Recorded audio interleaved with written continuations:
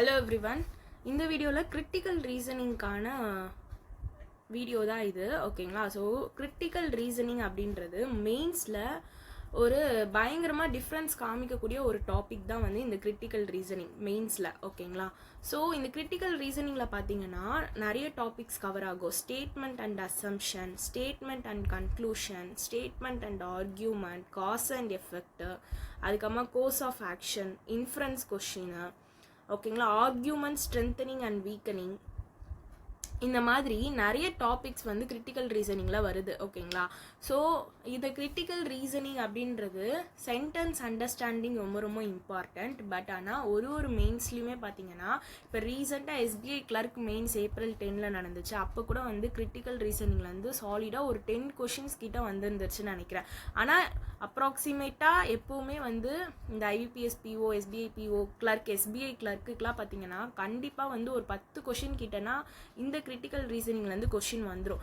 நம்ம ரீசனிங்கில் மற்றவங்கள விட கொஞ்சம் டிஃப்ரென்ஸ் காமிக்கணும்னா இந்த கிரிட்டிக்கல் ரீசனிங் நம்ம டெய்லி ப்ராக்டிஸ் பண்ண ஸ்டார்ட் பண்ணோம்னா கண்டிப்பாக டிஃப்ரென்ஸ் காமிக்கலாம், ஓகேங்களா? ஸோ இப்போது இன்னும் வந்து இது பாருங்கள், இன்றைக்கி எடுத்துகிட்டு வந்திருக்க டாபிக் என்னென்னா கிரிட்டிக்கல் ரீசனிங்கில் ஸ்டேட்மெண்ட் அண்ட் ஆர்கியூமெண்ட் தான். ஸோ நான் வந்து டெய்லி ஒரு கொஞ்ச நேரம் வீடியோ தான். ஸோ ரொம்ப நேரம்லாம் ஒரு வீடியோ போட்டோன்னா நம்மளுக்கே வந்து ஐயோ இது எப்போ முடியும் அப்படின்ற மாதிரி ஒரு தோண ஆரம்பிச்சிடும். ஏன்னா இது நானே ஃபீல் பண்ணியிருக்கேன்.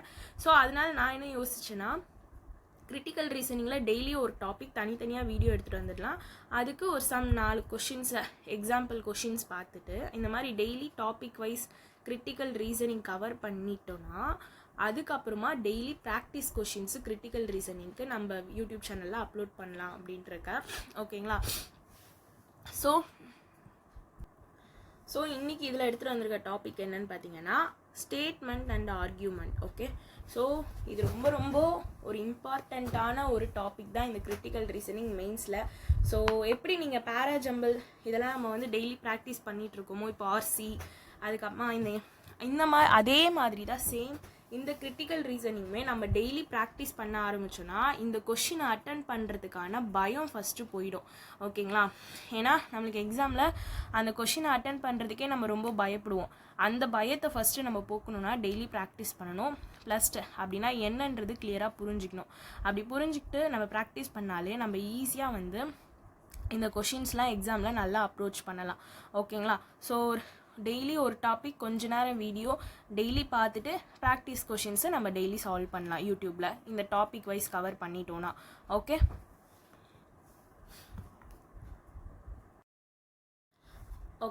இப்போ ஸ்டேட்மெண்ட் ஆர்கியூமெண்ட், கரெக்டாக? ஸோ ஒரு ஸ்டேட்மெண்ட்னா எப்படி இருக்கும்னு தெரியும் நம்மளுக்கு. அதில் என்ன இருக்கலாம்? ஒரு சஜஷன் சொல்லியிருக்கலாம், ஒரு சிச்சுவேஷன் பேசியிருக்கலாம், ஒரு ப்ரப்போசல் எதுனா இருக்கலாம், கரெக்டாக? அந்த ஸ்டேட்மெண்ட்டுக்கு ஆர்கியூமெண்ட் வந்து இப்போ எப்படி இருக்கும்னா, ஒன்று நீங்கள் அந்த ஸ்டேட்மெண்ட்டை சப்போர்ட் பண்ணுற மாதிரி ஒரு ஆர்கியூமெண்ட் வைப்பீங்க, எஸ் இதை பண்ணலாம் அப்படின்ட்டு ஒரு ஆர்கியூமெண்ட் வைப்பீங்க. இன்னொரு ஆர்கியூமெண்ட் நோ இதை பண்ணக்கூடாது அப்படின்ற ஒரு ஆர்கியூமெண்ட் வைப்போம், கரெக்டாக? ஒரு ஸ்டேட்மெண்ட் கொடுத்துருக்காங்கன்னா அதுக்கு ஒன்று பண்ணலாம் அப்படின்ற ஒரு ஆர்கியூமெண்ட்டும் இல்லை பண்ணக்கூடாது அப்படின்ற ஆர்கியூமெண்ட்டும் தான் நம்ம வைப்போம். இப்போ ஃபார் எக்ஸாம்பிள் இப்போ வந்து இது பாருங்கள், இங்கே இதுக்கு மெயினாக வந்து ஆர்கியூமெண்ட் அப்படின்னாலே நம்ம ஃபஸ்ட்டு நம்மளுக்கு மைண்டில் என்ன வரணும்னா அந்த கொடுத்துருக்க ஆர்கியூமெண்ட் வந்து ஸ்ட்ராங்காக வீக்கா அப்படின்றத நம்ம ஃபஸ்ட்டு வந்து கெஸ் பண்ணணும். என்ன பண்ணணும்? ஸ்ட்ராங்காக வீக்கான்னு பார்க்கணும், ஓகேங்களா? இதுதான் நீங்கள் ஃபஸ்ட்டு பார்க்கக்கூடியதாக இருக்கணும். என்ன பண்ணணும்? அந்த கொடுத்துருக்க ஆர்கியூமெண்ட் ஃபஸ்ட்டு ஸ்ட்ராங்காக வீக்கான்னு பார்த்துட்டிங்கன்னா அப்போ வந்து நம்மளுக்கு ஸ்டேட்மெண்ட்டோட எது பொருந்துது அப்படின்றத நம்ம ஜட்ஜ் பண்ணிடலாம், கரெக்டாக? இப்போ ஸ்ட்ராங் ஆர்கியூமெண்ட்னா எப்படிலாம் இருக்கலாம் அப்படின்னு பாருங்கள். இது வந்து relevant, directly linked to the statement. கொடுத்துருக்க ஸ்டேட்மெண்ட்டுக்கு அந்த ஆர்கியூமெண்ட்டு டைரெக்டாக லிங்க் ஆகியிருக்கணும், ரெலவெண்ட்டாக இருக்கணும், இர்ரெலவெண்ட்டாக இருக்கக்கூடாது. இர்ரெலவெண்ட்டாக இருந்தால் கண்ணை மூடிட்டு அது வந்து வீக் ஆர்கியூமெண்ட் அப்படின்னு நம்ம சொல்லலாம், கரெக்டாக? அதே மாதிரி கொடுத்துருக்க ஆர்கியூமெண்ட் ப்ராக்டிக்கலாக இருக்கணும், அது ஆக்சுவலி பண்ணக்கூடிய ஒரு விஷயமா இருக்கணும், ப்ராக்டிக்கலாக இருக்கணும். அப்படி இருந்துச்சுனாலும் அது ஸ்ட்ராங் ஆர்கியூமெண்ட் தான். ஸோ இது ரொம்ப ரொம்ப இம்பார்ட்டண்ட். இந்த ஸ்ட்ராங் ஆர்கியூமெண்ட், வீக் ஆர்கியூமெண்ட் இதில் எப்படி கண்டுபிடிக்கிறது அப்படின்றது இந்த ஸ்டேட்மெண்ட் அண்ட் ஆர்கியூமெண்ட்டில். ஸோ நல்லா பார்த்துக்கோங்க. தென் வந்து லாஜிக்கலாக இருக்கணும், ஓகேங்களா. ஒரு விஷயம் ப்ரூஃபோடு இருக்கணும், லாஜிக்கல் அண்ட் ஃபேக்ட் பேஸ்டு. இப்போ ஒரு ஸ்டேட்மெண்ட் கொடுத்துட்டு அந்த ஸ்டேட்மெண்ட்டுக்கு ஆர்கியூமெண்ட் வந்து இப்போ இதுக்கு ரிலேட்டடான எக்ஸாம்பிள்ஸ் எல்லாமே எடுத்துகிட்டு வந்திருக்கேன் உங்களுக்கு ஈஸியாக புரியணுன்றதுக்காக. ஸோ ஃபஸ்ட்டு இது என்னன்னு அந்த இது மட்டும் பார்த்துக்கலாம். லாஜிக்கலாக இருக்கணும், ப்ளஸ் ஃபேக்ட் பேஸ்டாக இருக்கணும், ஒரு ப்ரூஃபோடு இருக்கணும். ப்ரூஃப் இல்லாமல் எதையுமே நம்ம ஆர்கியூமெண்ட் பண்ணால் ஏற்றுக்க மாட்டாங்க. இப்போது ஃபார் எக்ஸாம்பிள் ஒரு கோர்ட்டில் ஜட்ஜு முன்னாடி இப்போ 2 லாயர் இருக்காங்க, ஓகேங்களா. ஒரு லாயர் கிட்ட இருக்க பர்சன் வந்து திருடனே கிடையாது, இன்னொரு லாயர் கிட்ட இருக்க பர்சன் வந்து இன்னொரு லாயர் வந்து அதுக்கு ஆப்போசிட்டாக வந்து வழக்கு இது பண்ணுறாரு. எப்படின்னா அவர் திருடனே கிடையாது, பட் ஆனால் அவர் தான் இதை திருடினாரு அப்படின்ட்டு ஒரு ப்ரூஃப் அவரே ரெடி பண்ணி ஜட்ஜ் கிட்ட சப்மிட் பண்ணும்போது அவருடைய ப்ரூஃப் ரெடி பண்ணியிருக்காரு, கரெக்டா. ஆனால் இந்த திருடனே இல்லாத ஒரு பர்சனுக்கு ஒரு லாயர் இருக்கார்ல, பட் அவர் சொல்கிறார், வாயிலே தான் சொல்கிறார், அவர் திருடலை, ஆனால் அவர் எந்த ஒரு ப்ரூஃபும் வச்சுட்டு இல்லை. அப்போது ஜட்ஜி யாரை நம்புவாங்க, யார் ப்ரூஃப் கொடுக்குறாங்களோ அந்த ஆர்கியூமெண்ட்டை தான் வந்து அவங்க எடுத்துப்பாங்க. அப்போ அதுதான் அந்த இடத்துல ஸ்ட்ராங் ஆர்கியூமெண்ட்டாக இருக்குது, கரெக்டாக. ஸோ அதுதான் இங்கே சொல்கிறாங்க, லாஜிக்கல் அண்ட் ஃபேக்ட் பேஸ்டு எவிடன்ஸோடு இருக்கணும்னு சொல்கிறாங்க. ஓகே. ஸோ இதில் வந்து எந்த ஒரு எமோஷ்னல் எக்ஸ்ட்ரீம்ஸ் அந்த மாதிரிலாம் எதுவுமே இருக்கக்கூடாதுன்னு சொல்லியிருக்காங்க. லாங் டேர்ம் கன்சிடர் பண்ணியிருக்கணும், ஃபேர்னஸ், காஸ்ட் இதெல்லாமே கன்சிடர் பண்ணியிருக்கணும்னு சொல்லியிருக்காங்க. ஸோ எமோஷ்னல் அப்படின்னா இப்போ ஃபார் எக்ஸாம்பிள் ஒரு ஸ்டேட்மெண்ட் கொடுத்துருக்காங்க. என்ன ஸ்டேட்மெண்ட் அப்படின்னா ஏதோ ஒரு ஸ்டேட்மெண்ட் கொடுத்துருக்காங்க. அந்த இடத்துல போயிட்டு இப்போ வந்து கவர்மெண்ட் வந்து ஆல்கஹால் ஷாப் வந்து பேன் பண்ணலாமா அப்படின்னு கேட்குறாங்க, கரெக்டாக. ஷுட் பேன் ஆல்கஹால் ஷாப்பை. அதுக்கு ஒரு ஆர்கியூமெண்ட் வந்து எஸ் கண்டிப்பாக பண்ணணும் அப்படின்ட்டு ஒரு ஆர்கியூமெண்ட் இருக்குது. இன்னொரு ஆர்கியூமெண்ட் வந்து நோ, பிகாஸ் இதுக்கு கவர்மெண்ட்டுக்கு நிறைய பெனிஃபிட் இருக்குது, இந்த ஆல்கஹால் ஷாப் மூலமாக அவங்க நிறைய ரெவன்யூ ஏர்ன் பண்ணுறாங்க அப்படின்ட்டு ஒரு சென்டென்ஸ் இருக்குது. அப்போது நான் என்ன சொல்வேன்னா 2 சென்டென்ஸுமே வந்து ஸ்ட்ராங் ஆர்கியூமெண்ட் தான். ஏன்னா எஸ் கண்டிப்பாக பேன் பண்ணணும் அப்படின்றதும் ஒரு ஸ்ட்ராங் ஆர்கியூமெண்ட், ஏன்னா ஆல்கஹால்னால நிறைய பர்சன் வந்து கெட்டு போகிறாங்க. இன்னொன்று நோ, இது வந்து கவர்மெண்ட்டுக்கு இதில் நிறைய ரெவன்யூ கிடைக்குது, அதனால் பேன் பண்ணக்கூடாதுன்னு சொல்கிற ஆர்கியூமெண்ட்டும் கரெக்டு தான். ஏன்னா கவர்மெண்ட் இது லாஜிக்கலாக உண்மை தான், கரெக்டா. லாஜிக்கலாகவே ஒரு உண்மையான ஒரு ஸ்டேட்மெண்ட் தான் இது. ஏன்னா கவர்மெண்ட்டுக்கு ஆல்கஹால் ஷாப் மூலமாக நிறைய வருமானம் வருது. ஸோ அப்போ அதை அவங்க பேன் பண்ண வேணான்னு தான் சொல்லுவாங்க. ஸோ அப்போ அவங்க சைட்லேருந்து அந்த ஆர்கியூமெண்ட்டு கரெக்டு தான். ஸோ அந்த இடத்துல அது வந்து இது மக்களுக்கு நல்லது கிடையாது, அப்போ வந்து இதை எப்படி நீங்கள் பேன் பண்ணக்கூடாதுன்னு சொல்லுவீங்க, அப்படிலாம் நம்ம ஒரு எமோஷ்னல் அந்த மாதிரி இதுவெல்லாம் வந்து அங்கே யூஸ் பண்ணக்கூடாது அப்படின்றாங்க. அதுதான் அந்த ஸ்ட்ராங் ஆர்கியூமெண்ட்டில் சொல்கிறாங்க. அப்போது அது வந்து மக்களுக்கு நல்லதா கெட்டதா அப்படின்றதெல்லாம் வந்து பார்க்கக்கூடாது ஸ்டேட்மெண்ட் அண்ட் ஆர்கியூமெண்ட்டில். லாஜிக்கலாக கரெக்டாக இருக்கா அப்படின்றது மட்டும்தான் பார்க்கணும், ஓகேங்களா. ஏன்னா லாஜிக்கலாக அதுதான் உண்மை, ஏன்னா கவர்மெண்ட்டுக்கு அதுலேருந்து ரெவன்யூ போகுது, அவ்வளோதான். அப்போ அது ஸ்ட்ராங் ஆர்கியூமெண்ட் தான். ஓகே. இப்போ வீக் ஆர்கியூமெண்ட்னா பாருங்கள், ஒரு அந்த ஸ்டேட்மெண்ட்டுக்கு இர்ரெலவெண்ட்டாக இருக்கும், ப்ளஸ் வந்து அங்கே நம்ம ப்ராக்டிக்கலாக இருக்கும்னு பார்த்தோமா, இங்கே வந்து இம்ப்ராக்டிக்கலாக இருக்கும், தென் வந்து எமோஷனல் வேல்யூ இதெல்லாம் கவர் ஆகி இருக்கும்னு சொல்லியிருக்காங்க. அப்போ அந்த மாதிரி இருந்தாலே அது வீக் ஆர்கியூமெண்ட் தான். So extreme words always never only this way, so like இந்த மாதிரி இதெல்லாம் இருந்துச்சுனாலும் வந்து அது வீக் ஆர்கியூமெண்ட் தான். பட் அண்ட் வந்து based on assumption, so assumption பண்ணுறாங்க வித்தவுட் எந்த லாஜிக்கும் இல்லாமல் அப்படின்னாலும் அது வீக் ஆர்கியூமெண்ட் தான். ஓகே. இப்போ ஸ்ட்ராங்குக்கோ வீக்குக்கோ நீங்கள் டிஃப்ரென்ஸ் நல்லா புரிஞ்சுக்கிட்டிங்கன்னா உங்களுக்கு இந்த ஸ்டேட்மெண்ட் அண்ட் ஆர்கியூமெண்ட் வந்து ஈஸியாக நம்ம ஃபைண்ட் பண்ணுறதுக்கு ஈஸியாக இருக்கும், ஓகேங்களா. நீங்கள் ஒரு 2 நிமிஷம் இந்த பிடிஎஃப் நான் ஷேர் பண்ணுறேன் டெலிகிராம் குரூப்பில், இதை ஃபுல்லாக படிச்சுக்கோங்க. படிச்சுட்டு கொஷின்ஸ் ஷேர் ப்ராக்டிஸ் பண்ண உங்களுக்கு ஆட்டோமேட்டிக்காக வந்துடும். ஓகே.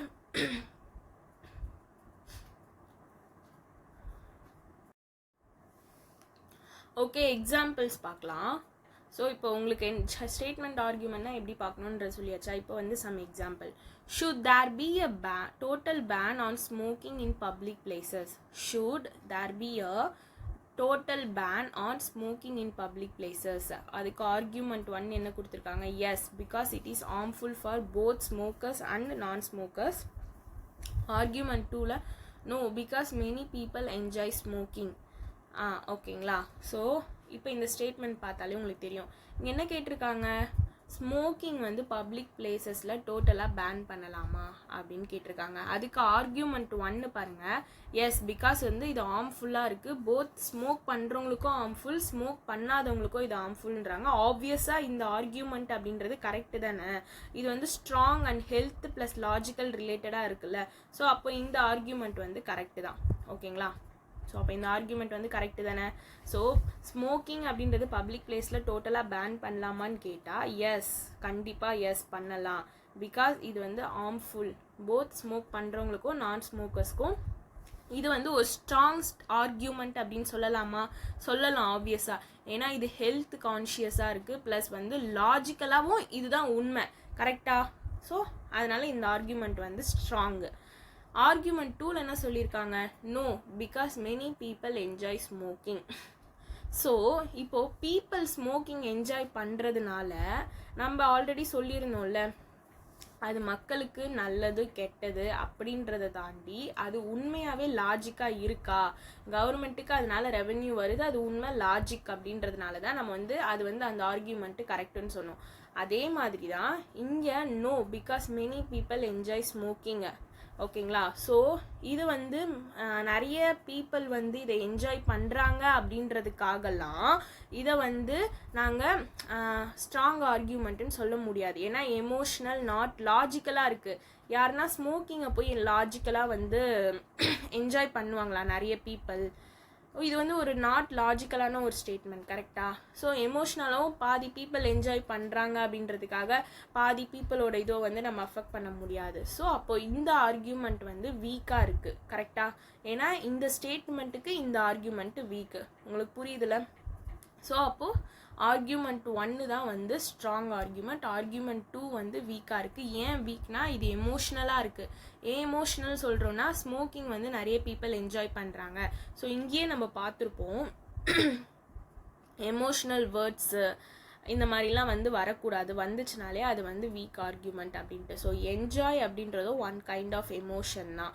ஸோ பாதி பீப்புள் என்ஜாய் பண்ணுறாங்க அப்படின்றதுனால அதை வந்து நாங்கள் அந்த ஸ்டேட்மெண்ட்டுக்கு நோ சொல்ல முடியாது, சாரி நோ அப்படின்ற ஆர்கியூமெண்ட் வந்து ஒத்துக்க முடியாது அப்படின்னு சொல்கிறாங்க. அப்போ ஆப்வியஸாக இது வந்து வீக் தான். ஓகே, செகண்ட் ஸ்டேட்மெண்ட் பாருங்கள். School education be made free for all children up to 14 years.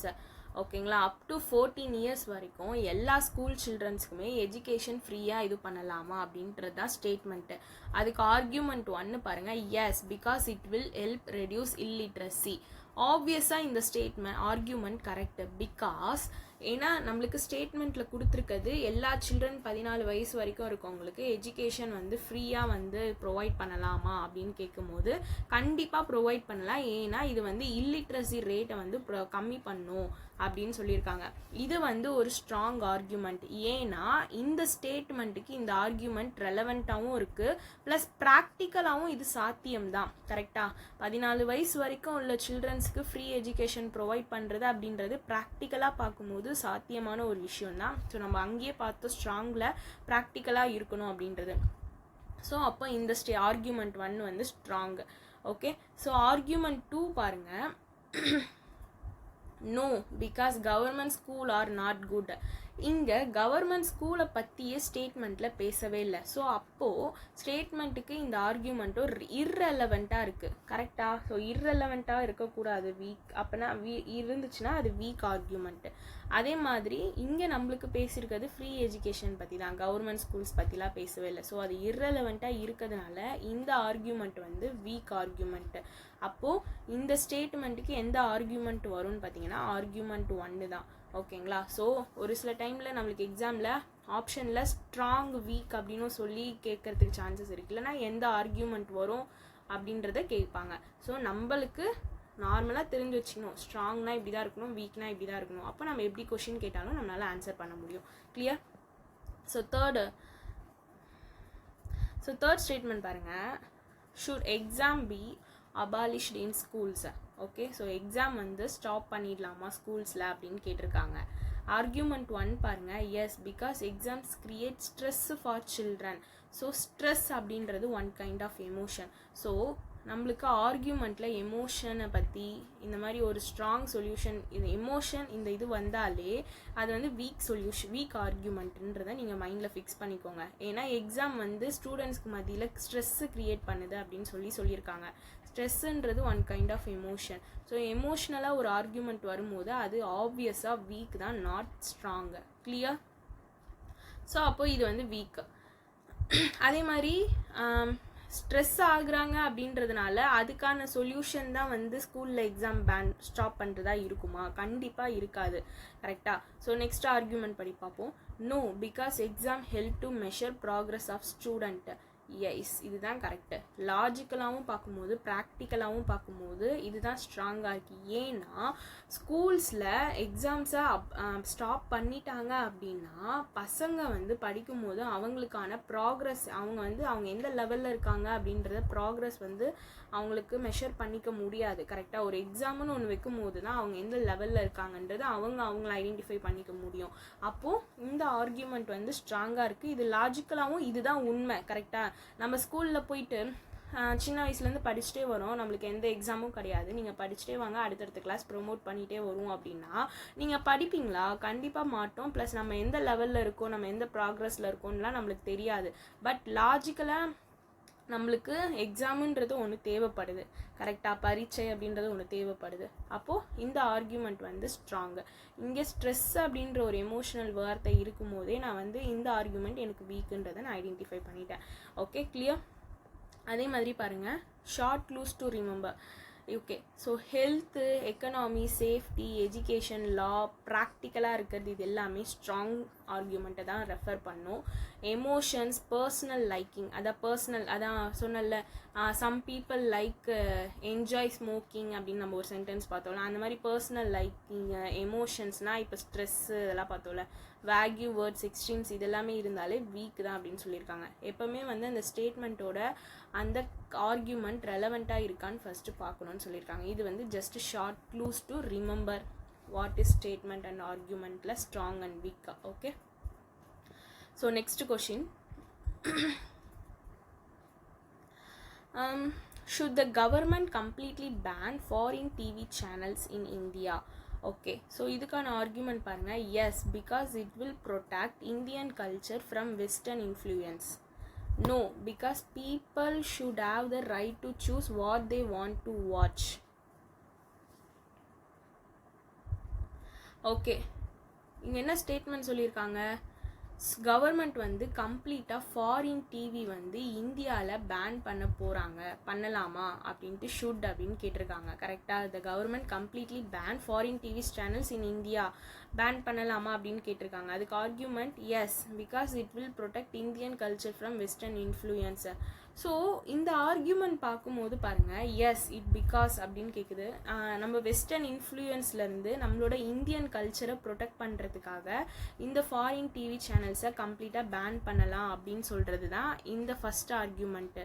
But ஆனால் இது வந்து பார்த்திங்கன்னா ப்ராக்டிக்கலாக பார்க்கும்போது இது சாத்தியப்படாத ஒரு விஷயம். ஏன்னா மக்களோட உரிமை, அவங்களுக்கு என்னென்ன பார்க்கணும் அப்படின்றது அவங்களோட உரிமை. அதை வந்து நீங்கள் கம்ப்ளீட்டாக நீங்கள் வந்து அவங்கள வெஸ்டர்ன் இன்ஃப்ளூயன்ஸ்லேருந்து இந்தியன் கல்ச்சரை ப்ரொடெக்ட் பண்ணுறதுக்காக நீங்கள் பேன் பண்ணுறதுன்றது ஒரு கரெக்டான ஒரு இதுவாக இருக்காது அப்படின்னு சொல்கிறாங்க. அப்போது ஃபஸ்ட்டு ஸ்டேட்மெண்ட் கண்டிப்பாக வீக் ஸ்டேட்மெண்ட் தான். ஏன்னா அது extreme, not practical. Culture cannot be protected by ban alone. பார்த்துக்கோங்க. ஸோ இந்த வேர்ட்ஸ்லாம் நம்மளுக்கு வந்து ஈஸியாக ஃபைன் பண்ணலாம். வேர்ட்ஸ் வச்சு ஃபைன் பண்ண முடியாது. இப்போ எக்ஸ்ட்ரீமாக சொல்கிறாங்க, ஓகேங்களா? பேன் பண்ணுறது வெஸ்டர்ன் இன்ஃப்ளூயன்ஸ்லேருந்து கல்ச்சரை ப்ரொடெக்ட் பண்ணுறதுக்காக இது ஒரு எக்ஸ்ட்ரீமாக இருக்குது. அதே மாதிரி நான் ப்ராக்டிக்கலாக பார்க்கும்போது இது வந்து ஒரு ப்ராக்டிக்கலான ஒரு விஷயமா இது, இந்த மாதிரி பேன் பண்ணுறது. ஏன்னா நிறைய ஃபாரின் சேனல்ஸ் இருக்குது, இது எல்லாமே உட்காந்து பேன் பண்ண முடியுமா? இது வந்து ஒரு not practical. Okay, so second argument பார்த்தீங்கன்னா no, because people should have the right to choose what they want to watch. Yes, ஆப்வியஸாக இந்த ஆர்கியூமெண்ட் கரெக்டு தான். பிகாஸ் வந்து நீங்கள் பேன் பண்ண முடியாது, ஏன்னா பீப்புளோட ரைட்ஸ் அது, அவங்க என்னென்ன பார்க்கணும் அப்படின்றது. அப்போது இது வந்து ஒரு ஸ்ட்ராங் ஆர்கியூமெண்ட்டு. ஏன்னா வந்து இது லாஜிக்கலாகவும் இதுதான் கரெக்டு, ஓகேங்களா? அதே மாதிரி அவங்களோட ஃப்ரீடம் ஆஃப் சாய்ஸ் அது. ஓகே, ஸோ இதுதான் first argument week argument, second argument strong argument. Okay, அந்த ஸ்டேட்மெண்ட்டுக்கு எந்த ஆர்கியூமெண்ட் ஃபாலோ பண்ணுவாங்கன்னா இந்த ஸ்டேட்மெண்ட் 2 தான், ஆர்கியூமெண்ட் 2 தான். Next, should admission to colleges be based only on entrance exam scores? Okay, so இது பார்த்தீங்கன்னா காலேஜில் அட்மிஷன் போடுறாங்கல்ல, இது வந்து என்ட்ரன்ஸ் எக்ஸாம் மார்க் வச்சு மட்டும்தான் வந்து காலேஜில் அட்மிஷன் போட முடியுமா அப்படின்னு கேட்டிருக்காங்க. அதுக்கு ஆர்கியூமெண்ட் படிக்கலாம். Yes, because it provide a uniform standard for all students. Okay, இங்கே என்ன சொல்கிறாங்கன்னா, இப்போ மோஸ்ட்லி பார்த்தீங்கன்னா எல்லா இடத்துலையுமே அவங்களோட என்ட்ரன்ஸ் எக்ஸாம் மார்க் வச்சு தான் காலேஜில் அட்மிஷன்ஸ்லாம் நடக்குது.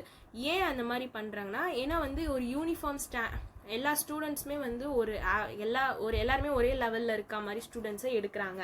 ஸோ அப்போது இந்த ஆர்கியூமெண்ட்டுமே கரெக்டு தான். ஏன்னா இதுதான் லாஜிக்கலாகவும் உண்மை. கரெக்டாக அந்த மாதிரி என்ட்ரன்ஸ் எக்ஸாம் மார்க் வச்சு எடுக்கும்போது ஆப்வியஸாக எல்லா ஸ்டூடெண்ட்டுமே வந்து சேம் ஸ்டாண்டர்டில் தான் இருப்பாங்க. கரெக்டாக? ஸோ அப்போ இந்த ஆர்கியூமெண்ட் லாஜிக்கலாக பார்க்கும்போது இதுதான் கரெக்டான ஒரு ஆர்கியூமெண்ட்டை. ஸோ அப்போ இந்த ஆர்கியூமெண்ட் வரும். No, because school performance and overall ability should also be considered.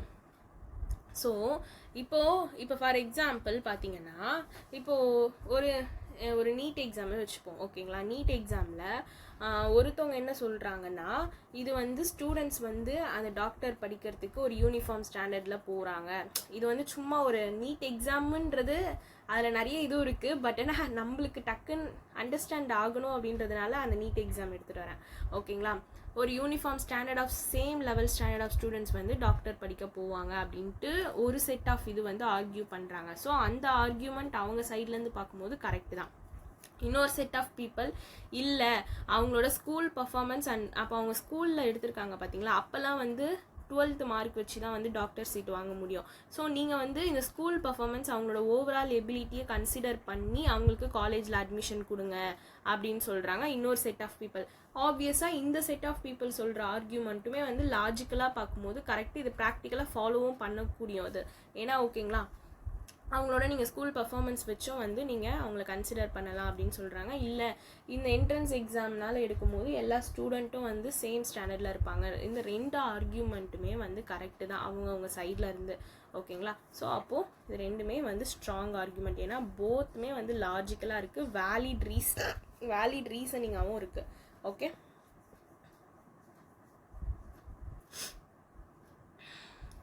should India shift completely to electric vehicle by 2030? So 2030க்குள்ள இந்தியாவில் எல்லா வெஹிக்கல்ஸுமே கம்ப்ளீட்டாக எலக்ட்ரிக் வெஹிக்கல்ஸ்க்கு ஷிஃப்ட் பண்ணிடலாமா அப்படின்னு கேட்குறாங்க. அதுக்கு ஆர்கியூமெண்ட் 1 பாருங்கள். Yes, because electric vehicle reduce pollution and dependence on petrol, diesel. Yes, ஆப்வியஸாக இந்த ஆர்கியூமெண்ட் கரெக்டு தான். ஏன்னா எலக்ட்ரிக் வெஹிக்கல் வந்து பொல்யூஷனை ரிடியூஸ் பண்ணோம், பெட்ரோலை டிபெண்ட் பண்ணி இருக்கிறதெல்லாம் வந்து ரிடியூஸ் பண்ணோம் அப்படின்னு சொல்கிறாங்க. கரெக்டு தான். No, because electric vehicle charging infrastructure is not fully developed. ஆப்வியஸாக இந்த ஆர்கியூமெண்ட்டும் கரெக்டு தான். ஏன்னா இன்னும் இந்தியாவில் வந்து ஏன்னா நிறைய இடத்துல பார்த்தீங்கன்னா இந்த எலக்ட்ரிக் வெஹிக்கல் சார்ஜிங் இப்போ எப்படி அங்கங்கே ஒரு பெட்ரோல் பங்க் இருக்கோ அந்த மாதிரி எலக்ட்ரிக் வெஹிக்கல் சார்ஜ் பண்ணுறதுக்கான இன்ஃப்ராஸ்ட்ரக்சர் வந்து இன்னும் இந்தியாவில் ஃபுல்லாக டெவலப் பண்ணலை. ஸோ அப்போ இந்த ஆர்கியூமெண்ட்டும் கரெக்டு தான். ஸோ போத்துமே வந்து அந்த ஸ்டேட்மெண்ட்டுக்கு ரெலவெண்ட்டாகவும் இருக்குது, ப்ராக்டிக்கல் ஒரு ரீசனாகவும் இருக்குது. கரெக்டாக? நெக்ஸ்ட் பாருங்கள். Should death penalty be abolished completely in India? ஓகேங்களா? ஸோ இந்தியாவில் டெத் பெனாலிட்டி அப்படின்றது கம்ப்ளீட்டாக ஸ்டாப் பண்ணலாமா அப்படின்னு சொல்லி கேட்டிருக்காங்க. அதுக்கு ஆர்கியூமெண்ட் 1 பாருங்கள். Yes, because the state has no right to take a human life. Then statement 2, no, because it act as a deterrent for heinous crime. So death இப்போது ஒரு க்ரைம் பண்ணுறாங்க, ஒரு மர்டர், அவங்க ஃபார் எக்ஸாம்பிள் ஏதோ ஒரு பண்ணுறாங்க அவங்க க்ரைமில்.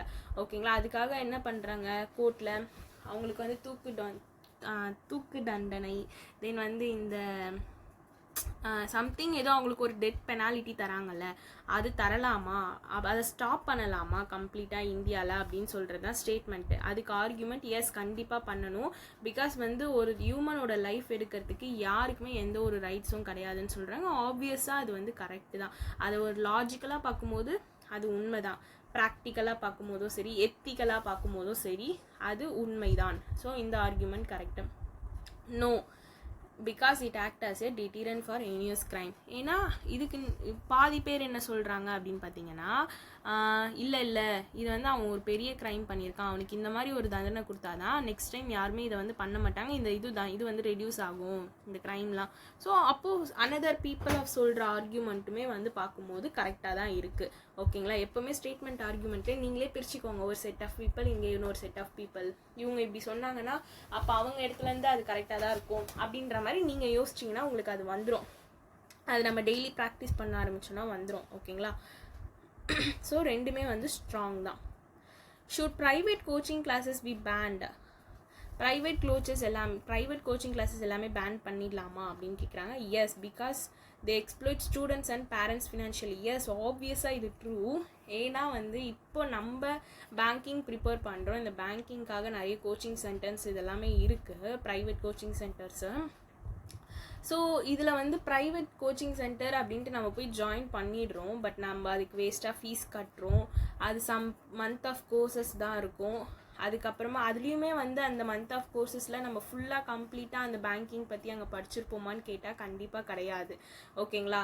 ஸோ அப்போ என்ன பண்ணுறோம், நம்ம செட் ஆஃப் ஸ்டூடெண்ட்ஸ் வந்து நீங்கள் அது வந்து அது பேன் பண்ணியே ஆகணும் அப்படின்னு நம்ம சொல்லுவோம். கரெக்டாக?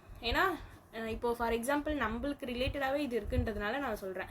இப்போது ஆல்ரெடி கோச்சிங்கில் சேர்ந்த பசங்க என்ன சொல்லுவாங்க, இல்லை இது வந்து வேஸ்ட்டு தான், இதை கண்டிப்பாக பேன் பண்ணியே ஆகணும் அப்படின்னு சொல்லுவோம். இப்போ இன்னொரு செட் ஆஃப் பீப்புள் பாருங்கள், இல்லை பிகாஸ் இது வந்து எனக்கு ரொம்ப ஹெல்ப் பண்ணுச்சு இந்த கோச்சிங் சென்டரு, ஸோ காம்படிட்டிவ் எக்ஸாமுக்கு அப்படின்ட்டு இன்னொரு செட் ஆஃப் ஸ்டூடெண்ட்ஸ் சொல்கிறாங்க. ஸோ ரெண்டு செட் ஆஃப் ஸ்டூடெண்ட்ஸ் சைட்லேருந்து யோசிக்கும் போதும் அவங்க சொல்கிற ஆர்கியூமெண்ட்ஸ் கரெக்டு தான், ஸ்ட்ராங்காக தான் இருக்குது. ஏன்னா வேலிடாக இருக்குது, லாஜிக்கல் பாயிண்ட்ஸாகவும் இருக்குது. அவங்க ரெண்டு பேர் சொல்கிற ரீசனுமே லாஜிக்கலாக கரெக்டு தான். ஸோ இது ரெண்டுமே வந்து ஸ்ட்ராங் தான். Next, should political parties be banned after being found guilty of corruption? Okay, political parties வந்து அவங்க கரப்ஷன் பண்ணதுனால அப்புறமா அந்த பார்ட்டிஸை பேன் பண்ணலாமா அப்படின்னு கேட்டிருக்காங்க. எஸ், பிகாஸ் கரப்ஷன் வந்து நம்மளோட டெமோக்ரஸியை வீக்கெண்ட் பண்ணுது. ஆப்வியஸாக இந்த ஆர்குமெண்ட் ஸ்ட்ராங் தான். நோ, பிகாஸ் வந்து banning a party will limit people's சாய்ஸை, இதுவுமே வந்து ஒரு ஆர்கியூமெண்ட் ஸ்ட்ராங் தான். பிகாஸ் வந்து நம்மளோட இதில் பார்த்திங்கன்னா நம்ம தான் வந்து அந்த பொலிட்டிக்கல் பார்ட்டிஸை சூஸ் பண்ணுறோம். ஸோ அப்போது அதை பேன் பண்ணுறதும் பீப்புளோட சாய்ஸாக தான் இருக்கும் அப்படின்னு சொல்கிறாங்க. ஸோ ரெண்டு ஆர்கியூமெண்ட்டுமே கரெக்ட் தான், both logically connected to democracy. So last example, should voting age B reduced to 16 years? So voting வயசு வந்து இப்போ 18 இருக்குது, அது 16 yearsக்கு ரெடியூஸ் பண்ணலாமா அப்படின்னு கேட்டிருக்காங்க. அதுக்கு ஆர்கியூமெண்ட் பாருங்கள். Yes, but because today's youth are more aware due to technology. ஆப்வியஸாக இந்த ஆர்கியூமெண்ட் கரெக்டு தான். பிகாஸ் நம்ம வந்து 16 ஏஜ் இருக்கும்போது எப்படி இருந்திருப்போம், இப்போ இருக்க 16 ஏஜில் பசங்க வந்து எப்படி இருக்காங்கன்ற டிஃப்ரென்ஸ் நம்ம கண்கூடாவே பார்க்குறோம். ஏன்னா டெக்னாலஜி அந்த டெக்னாலஜினால இப்போ இருக்க யூத் வந்து நல்லாவே வந்து ஷைன் ஆகிருக்காங்க. பாசிட்டிவாகவும் ஷைன் ஆகிருக்காங்க, நெகட்டிவாகவும் ஷைன் ஆகிருக்காங்க. ஓகேங்களா? ஸோ அப்போ வந்து இந்த ஆர்கியூமெண்ட்டும் வந்து கரெக்டு தான். So because at 16 they are not mature. கண்டிப்பாக எல்லா ஸ்டூடெண்ட்டுமே மெச்சூர் ஆகிருக்க மாட்டாங்க டெக்னாலஜினால். பாதி சம் ஸ்டூடெண்ட்ஸ் வந்து மெச்சூர் ஆகாமலும் இருக்கலாம்.